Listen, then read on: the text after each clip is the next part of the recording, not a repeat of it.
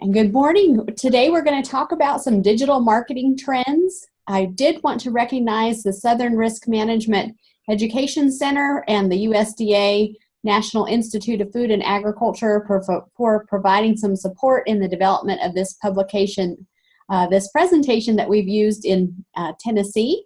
And I'm glad to be able to extend that to you all there in Illinois. In this day and age, if you aren't on the web, you aren't. It's as simple as that. Almost 90% of American adults use the internet, according to the Pew Research Center. And they're using the internet to learn about products and services and make purchases and to communicate with businesses. And so we need to meet our customers where they are, and they are definitely online. So today we're going to define what digital marketing is and then discuss some trends and tips that go along with digital marketing. And then we will talk about some resources that you can use to keep up with trends as they change. These things change quickly and often, it seems like, and so what we know today can change tomorrow, but some of these resources will help you keep up with where we are. So when we talk about digital marketing, we are talking about achieving our marketing objectives through applying digital technologies and media. So that includes managing different forms of your online company presences. Now this is quite a mouthful, so we're going to break down this definition and talk a little bit about what these things mean. First of all, I don't want you to forget your basic marketing fundamentals, whether you're marketing online or through more traditional methods that we've used through the newspaper or direct mail or any other method of marketing that you may use. We need to remember that everything we do really stems from an understanding of who our target customers are and developing strategies to reach those specific customers. So when you picture in your mind who your ideal customer is, that you wish you had 1 million of that person, that's who we need to keep in mind.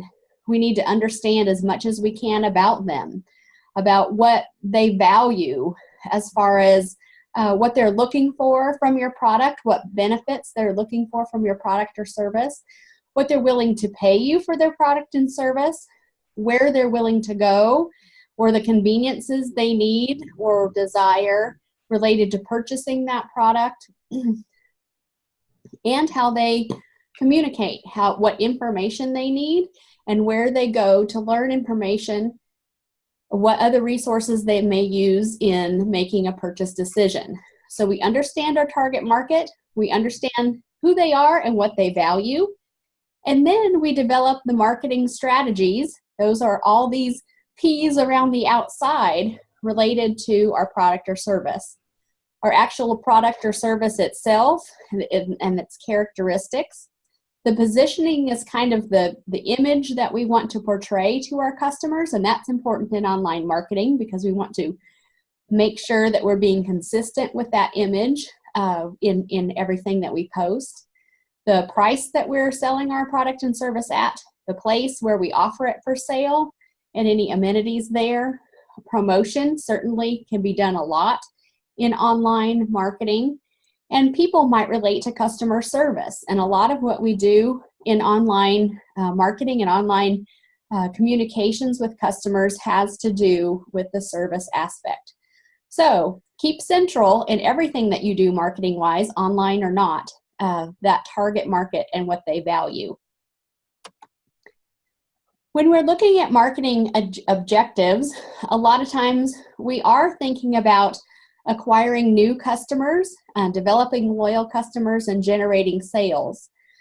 Beyond that, we can use our marketing efforts, including online marketing, to develop and strengthen relationships. And that is really a strength of online marketing efforts and social media in particular, that you can do with that. Building trust, of your customers with you. Providing customer experiences may be a marketing objectives, and certainly promoting your product and services. And most of these can be done in part through online marketing. When we were mentioning digital technologies and media, there is a wide variety of those. Certainly websites are a main component of your digital marketing plan. Social media, blogs, email. Some businesses even have their own mobile app. Working for search engine optimization on your website or blog can be helpful. Social media marketing, online advertising, email marketing, and marketing automation are all different types of digital technologies and media that we can employ. So now that we hopefully understand a little bit more about digital marketing and have reminded ourselves of some key marketing fundamentals to follow, let's dive in now a little bit more to digital marketing trends and tips. So we'll talk about some of the hottest platforms out there, some interesting trends, and some tips for effectively using social media.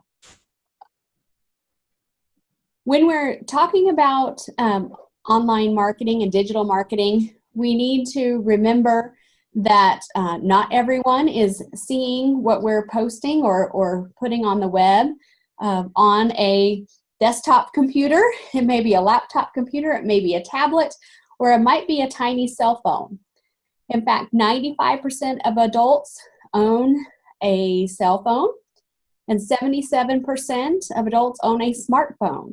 And that smartphone usage is really going across age groups to 94% for the 18 to 29 age group, 89% for the 30 to 49, and 73% between 50 and 64. It goes down a little bit over 65, but I think that is growing as well. And it really makes a difference, because if I am looking at a website online that looks like this on my smartphone, that's not extremely user-friendly. It might be better in an updated version that will optimize for a phone screen to look like this. And so when you're developing your online marketing, particularly your website or email marketing or blogs, be sure to see how they look on different devices and work to optimize those to be seen on those smaller screens. When we're looking at social media, we've heard a lot in the news about Facebook recently, and not all of that has been really popular, but it continues to lead the top 10 in social networking sites. YouTube is up there. It's a little bit different than some of these that you might use. So it may fit a little differently, but Twitter, Instagram, and Pinterest are all in the top 10 as well, and can be useful for different types of businesses. Facebook continues to be king though, and if you're looking at one platform to use, I would look very hard at Facebook, unless you have certain demographics that we'll talk about a little bit later as your target audience. But Facebook continues to have approximately 1.5 billion estimated unique monthly visitors. YouTube is right behind them, but again, that functions a little bit differently.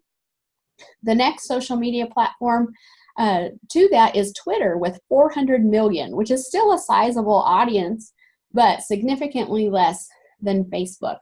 And Instagram and Pinterest follow behind them.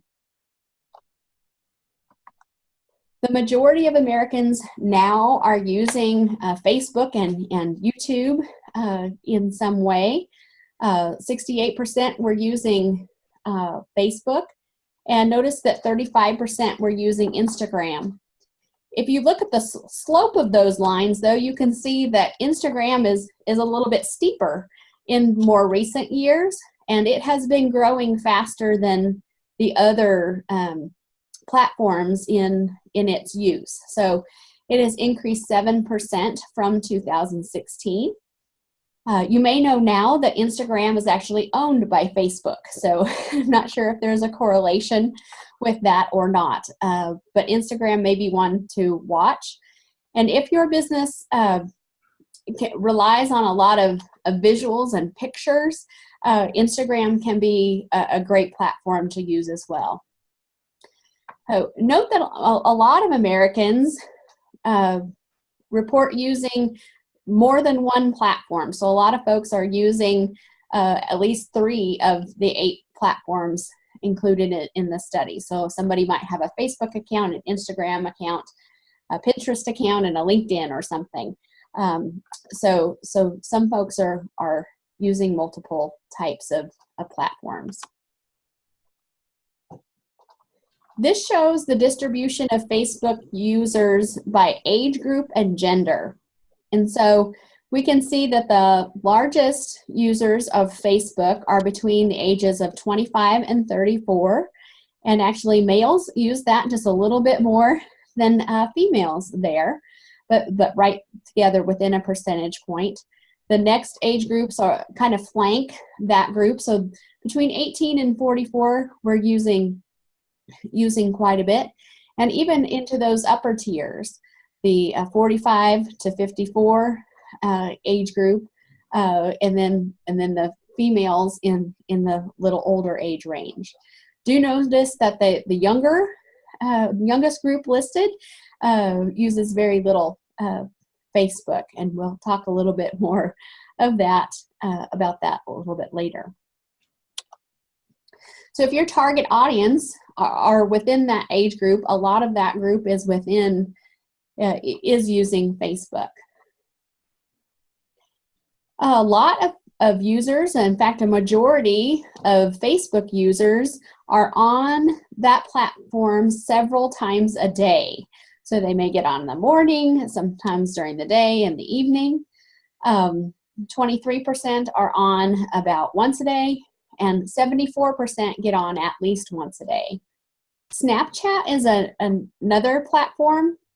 It's a lot of video snaps that people send back and forth to each other. The younger crowd tends to use this more often. Almost 50% uses it several times a day. So some of these folks are on, a lot of folks check the platform several times a day. You can actually use the analytics on your site, and some studies have been done as well to kind of show when more people are on these sites and not. And for Facebook, for example, you can schedule a post to go out at a certain time. So if a lot of your audience are maybe moms who are sitting in the car rider line either to drop off or pick up kids in the afternoon, and they're on their smartphone waiting and looking through their feed at that point in time, you could schedule a post to go out at 2:30 in the afternoon, for example, to try to hit that group of people when they're online. 45% of teens say they're online almost constantly. I can't even imagine that, but online almost constantly. 44% are several times a day, and that has certainly grown over the last few years. Those teens use different platforms than kind of the rest of the demographics. 85% of them use YouTube. 32% say they use that most often. Instagram, 72% say they use Instagram. 69% of them say they use Snapchat, and 35% of them say they use that platform most often. So for example, if you are an agritourism operation that offers a haunted corn maze, that where your target audience or one of your target audience may be teenagers, then we need to think about perhaps using some Snapchat and Instagram and YouTube, maybe a little bit more so than Facebook, to try to reach that audience. The Generation Z are folks born between 1995 and 2010. So they're in 2019, they will turn somewhere between 9 and 24 years old. they are a really interesting group. They are tech savvy and open-minded, described as individualistic and socially responsible. They really value their privacy, and they prefer the Snapchat and Instagram. In fact, it's not cool to be on Facebook. They use Facebook some for some group chats or to keep up with their parents are doing. One article said that this cohort of teens is on track to kill Facebook.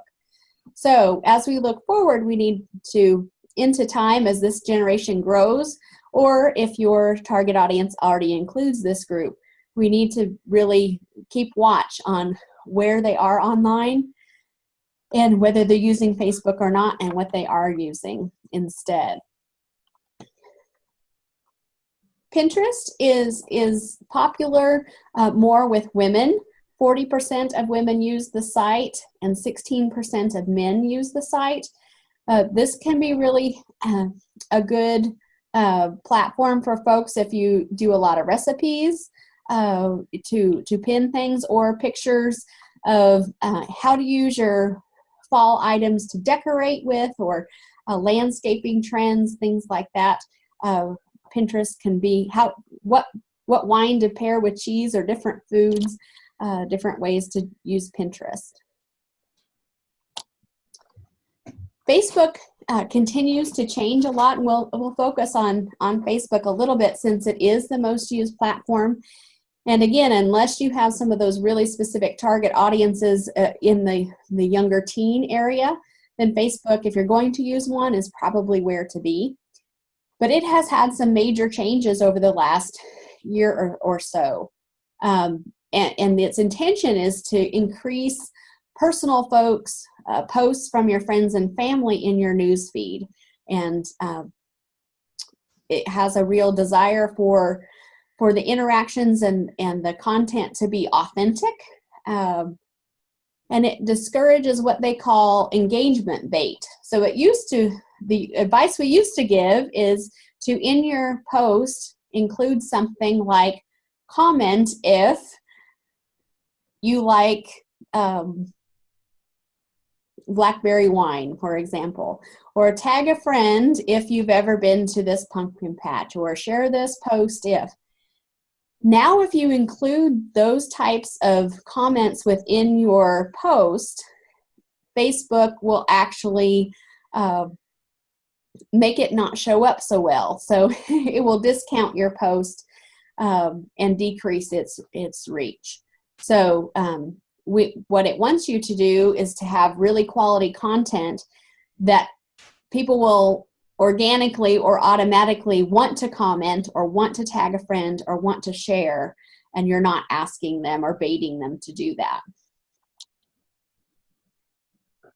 You may have noticed some changes if you look at your Facebook insights in the reach measurement. Maybe it went way down all of a sudden. And part of that is because they are measuring that in a different way. So it used to be that when you logged into Facebook as a customer, then 250 posts would load onto your page, and all of those posts, whether you saw them or not, or looked at them or not, were counted in the reach of the people's whose those posts were. Well, now it's only counted if it appears in the timeline and they scrolled through it. So they actually had the opportunity to look at it as they were scrolling through that post.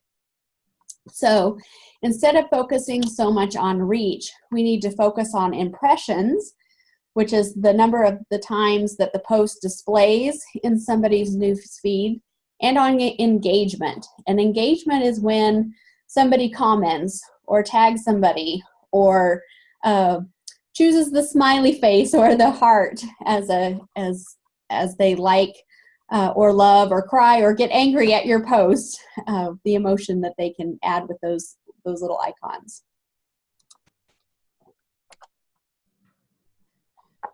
So we need to really work hard when we are developing content for Facebook to meet the needs of this new algorithm, and also to help meet the needs of our customers. So we need to create meaningful content. So we're not posting just to post, but we're providing some quality content. We can try to naturally start a conversation. So we can ask folks, maybe this time of year we're getting ready to purchase seeds for the next growing season. So we might ask, what varieties of sunflowers would you like to see this year?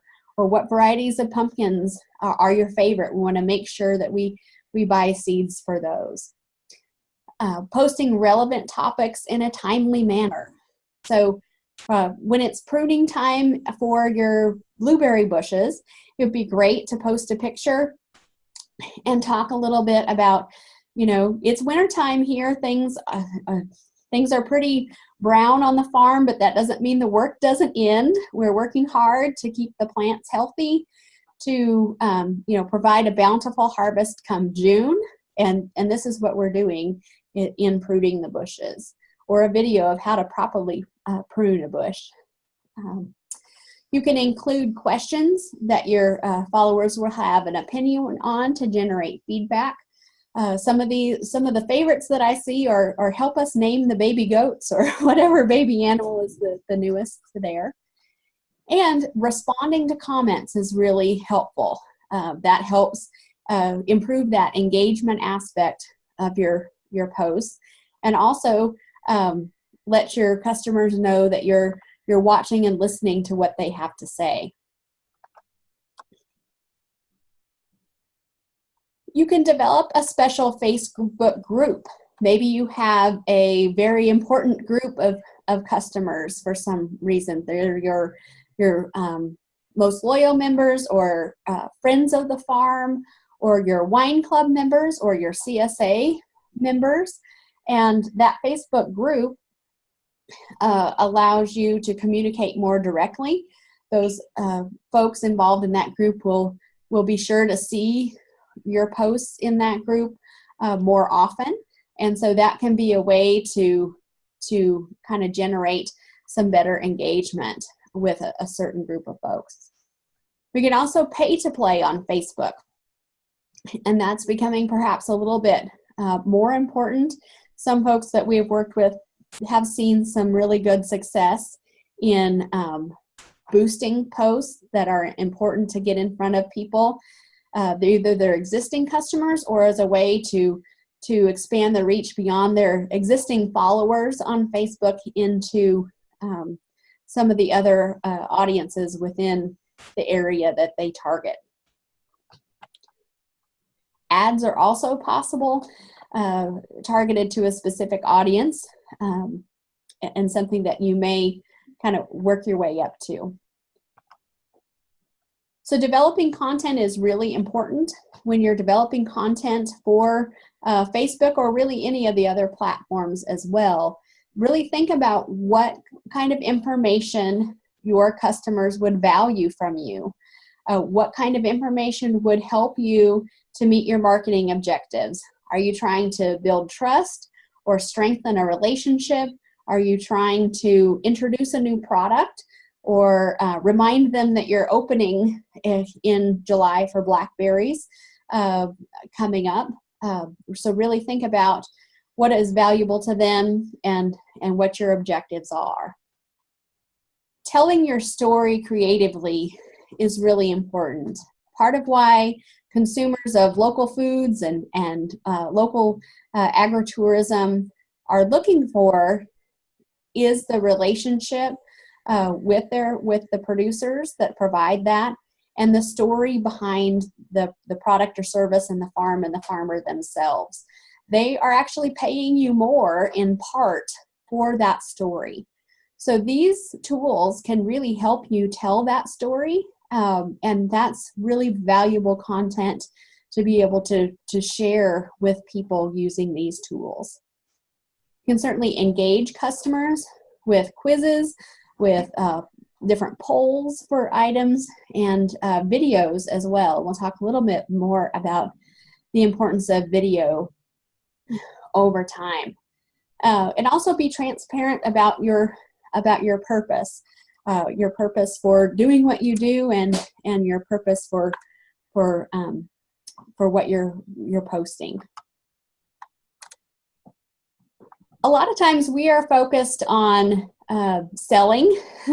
We are really promoting our product and service and trying to sell those tomatoes at the farmer's market or the sweet corn, or getting people to come to the fall festival on Saturday, and that is our main focus.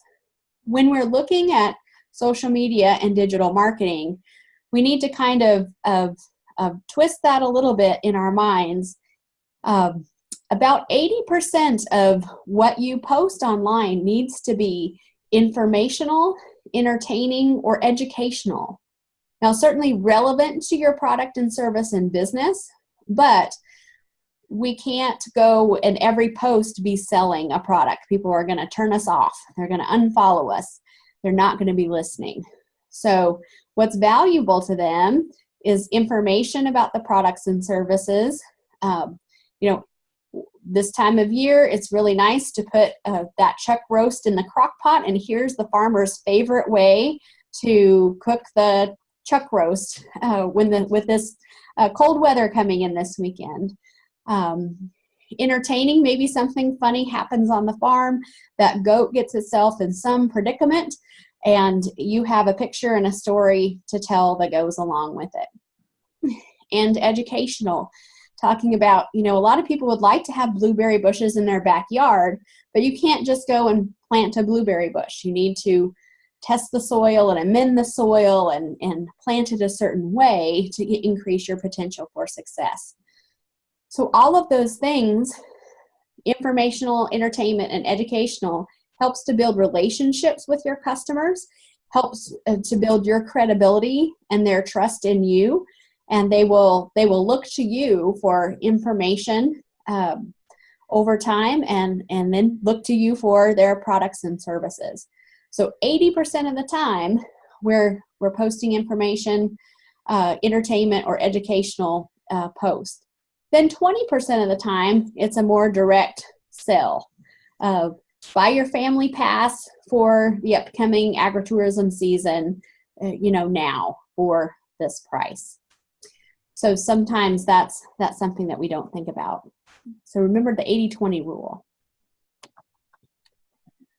We also need to think about adding some visual content. The visual content, such as an image, a picture that you take on the farm. Get those smartphones out and snap pictures as you can. Invite a photographer out to snap some pictures for you. That visual content generates more views, likes, and shares. So it helps increase that impressions and engagement of your posts. So make the most of your post by doing that. And it does increase that by quite a bit. So on Facebook, if you add visual content, you get 2.3 times more engagement on average and 70% more shares. So if somebody sees your post and there's some sort of visual with it, they will share it much more often than if it's just text there. On Twitter, visual content will get 150% more retweets, which is when somebody shares your tweet with other people. So that can really go a long way in getting your message out by including some of the great pictures that you can take around the farm or at the market. The millennials, that younger crowd, prefer those emojis. So those smiley faces, GIFs are some of little animated videos or little video clips, and stickers, and they prefer those things over words. So if your target audience includes some millennials, try those emojis out a little bit and include them in some of your posts as well. This is something to be thinking about. Oftentimes people have to do some learning involved with this, and perhaps a little bit some different equipment or apps or software to use. But video marketing is projected to account for 80% of total internet traffic by 2020. And this used to seem like a long way away, but now it's 2019. So this is, within 1 year. And I think we have seen video posts and video on websites and just video online in general increase so much over the last few years. And there are some great tools and relatively easy ways to do video to post on your social media or for your website. And then, of course, you can certainly hire some professionals to do a little more in-depth type of project for you. But just to put some perspective on this, there are 1 billion hours of video watched on YouTube every day. 100 million hours of video watched on Facebook every day, and billions of video views on Instagram, Twitter, and Snapchat. I don't know where people have the time to do this, but they are spending a lot of time watching video online. And consumers really do prefer that video over text. You can certainly tell a compelling story faster, and that compelling story includes visuals, includes movement, it includes sound and music, and somebody's voice and facial expression and body language and beautiful views of the farm or specific views, close-up views of products. It's really compelling. Social media algorithms know that people are preferring to see video over text, and they are putting those posts above, showing them first before just text posts or just text with images posts.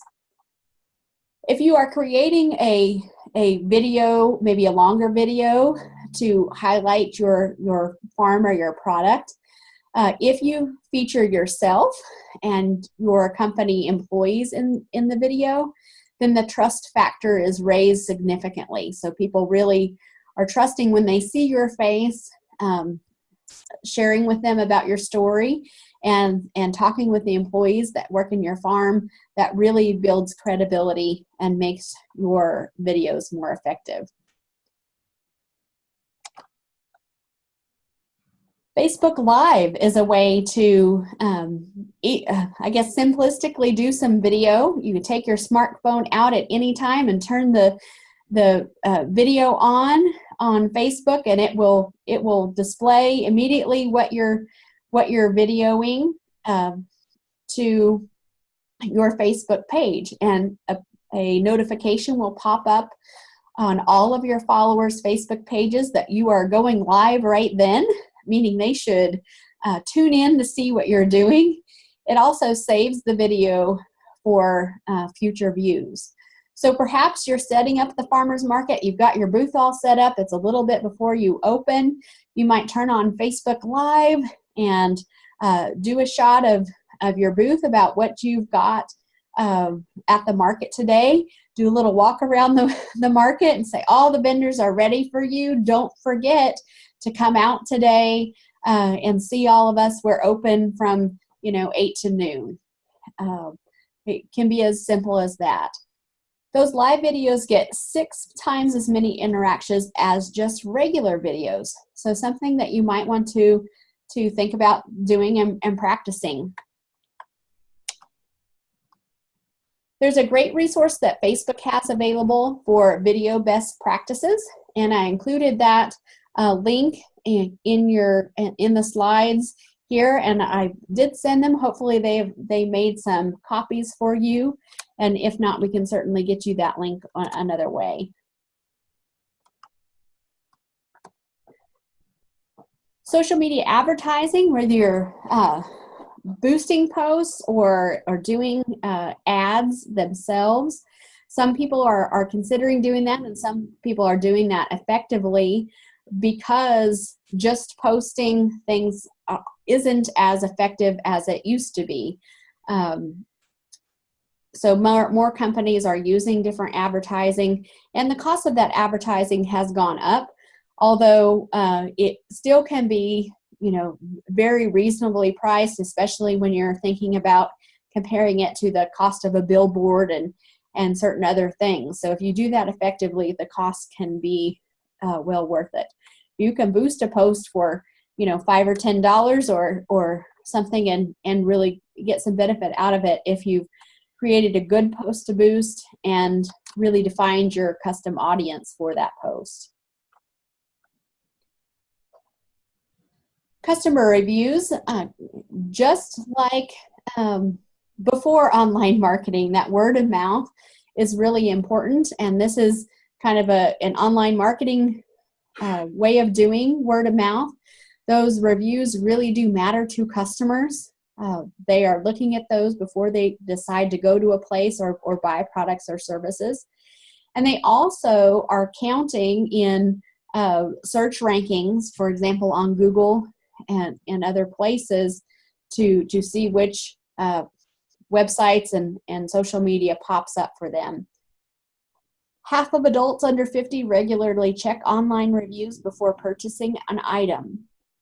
So you can certainly just let those happen organically, but you can create a plan to generate reviews. And you want to do that without incentivizing people, without giving them something for their review. But, some places I go have a really nice sign up somewhere that says, please review us on Facebook or Yelp or TripAdvisor. Others, I've been to businesses and hotels and other places that will hand you a little card if they ask if everything was okay and you give a really positive response. Oh, well, would you please give us a review on these sites? And so there's a way to do that, and many customers are very happy to give you a positive review. A lot of times asking for that review when it's positive can be helpful because people may be more tempted to give a review when the experience is negative without being asked. So it would be good to come up with a method or two or three to generate those reviews.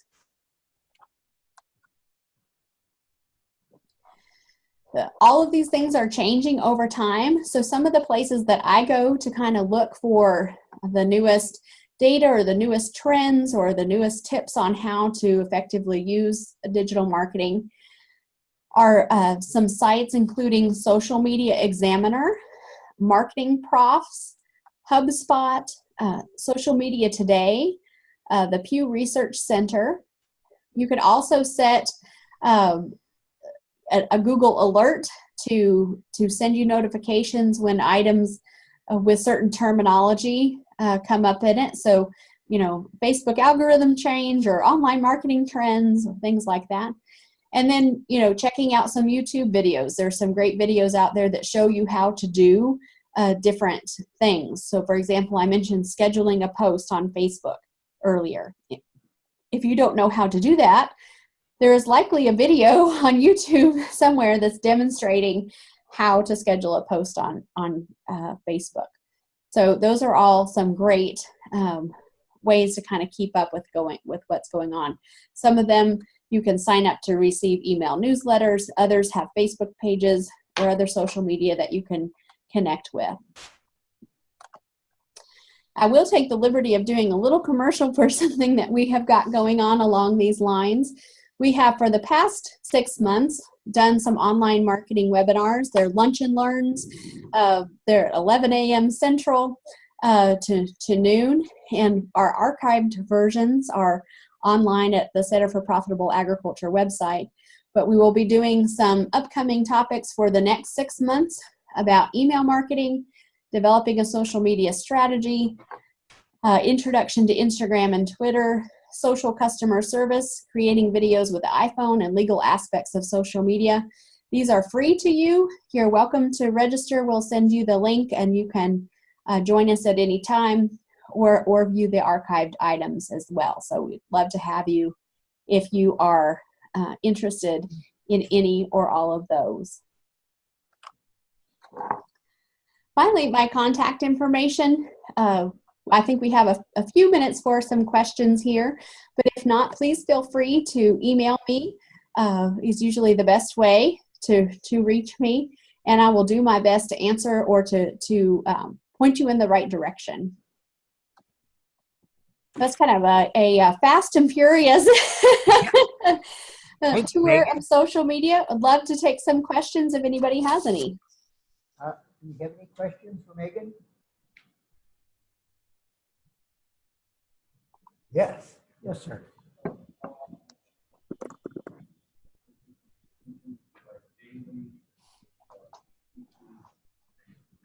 Did you hear that, Megan? I did not. I'm sorry. Okay. The question was, how often should you post on Facebook? The individual has heard many different ideas between daily to weekly. What's the advice? Okay. Well, my standard answer is it depends. A lot of your businesses are seasonal. So for an agritourism business that might be open 6 or 8 weeks in the fall, or a farmer's market booth that's open 3 months in the summer, it depends a little bit on how much you have going on. So you might post a couple times a week during your busiest season, or you might post daily if you have enough quality content to do that. Now, in the wintertime, you may not have a lot going on, but it would be great if you could connect with your customers, once a week or every couple of weeks at least over that time period to keep in the social media, for Facebook, for example, to keep in their loop of things and keep your engagement up so that the algorithm will keep going. Plus, you're reminding your customers that you're there and providing them with value and content that they need. You're continuing to share that story and keeping folks excited about, picking blackberries or peaches in July, even in here in January. Yes. Okay. He's coming up to speak. Okay. All right. Thank you for your presentation, Megan. My question is, and I think the right word would be affinity marketing. And I'll give you an example. While you were talking, I was on my Facebook page. We sell specialty popcorn, and I shared something.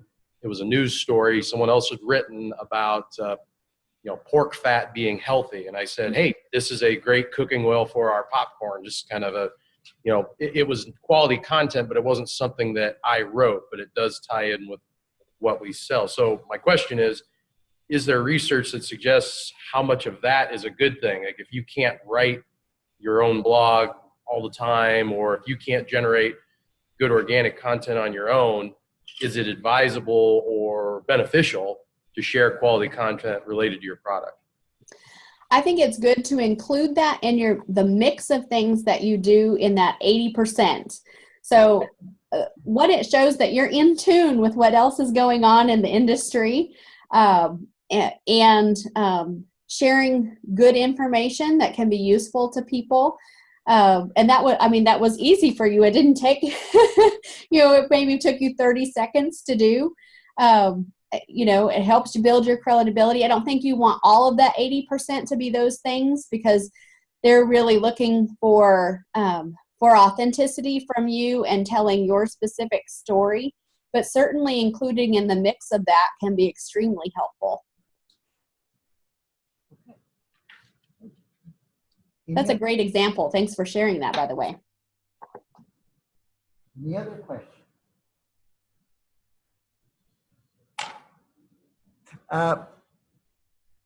Is it true that men prefer Twitter over Facebook? That's a good question. I haven't seen recently certainly men do not prefer Pinterest. I was kind of surprised to see that in some of the age groups that more men were using Facebook than women. I don't know. I'll have to look that one up. I've been told that. I was just curious. Anyone else have any information or questions about how to do something? Would your suggestion for someone wanting to learn about how to do video to post on Facebook or Snapchat or Instagram to YouTube it, or what would be your suggestion? Well, you may want to contact your local extension office. Some folks are doing programs about that. One of our online marketing webinars will be about using your iPhone to do videos. Let's see, the year before last, we did a day-long workshop here about creating videos. So that may be a good one as well. I'm sure YouTube has a lot of resources for that as well. Okay. Thank you. Do we have any more questions for Megan? What is your audience? Okay, Facebook. Is there a particular time of the day for posting on Facebook? Certainly that's going to depend on your specific target audience. And if you have a Facebook page now, you can look under your Facebook Insights, and it will show you a graph of when your particular followers are online and when they're not. So that would be the best way to do. You know, think about, okay, are your audience those moms that are taking their kids to school, or parents taking their kids to school and picking them up from school? Are they working during the day? If so, they might be looking at it more, you know, in the evening when they get home and the kids go to bed and they have a few minutes of time. So really check out your insights to see if you have an existing page, because it may vary. I have a question, Megan. Will you be sharing where this recording is going to be posted? Absolutely. We will put it on our YouTube channel, and then I will send the direct link to Doug? To Doug. That's right. Doug and Wayne and Charlene, all you folks that have been so helpful. And certainly you can post that where you would like, or share with participants. Okay. Thank you, Megan. My pleasure. Yes, another question. One more question, Megan. What's a good benchmark for success if you're paying for boosting on Facebook? And that's the only one I use, but you know, is there a good metric, like how many cents per impression or like, or et cetera? That way you can measure the effectiveness of your work. That's an excellent question that I don't know the answer to. But I will look. You know, a lot of the things that I have seen, you know, it depends on how you know, how far out you're looking and how big that potential reach is. When you go in and say to build to boost this post, and you're building a custom audience, you know, how big your geography is and how narrow or broad your custom audience is. You know, the narrower it is, the fewer potential people are within that group. And so, you know, you can kind of see, it'll tell you whether there's, you know, 3,000 people or 300,000 people within that group that you're trying to reach. And then you pick a budget that you have. And so that is something that I will have to look up to see if I can find anything on. Thank you. Thank you. Okay, any more questions for Megan? If not, thank you, Megan. It was a great presentation. Thank you. It was my pleasure being with you all. Hope you have a great conference.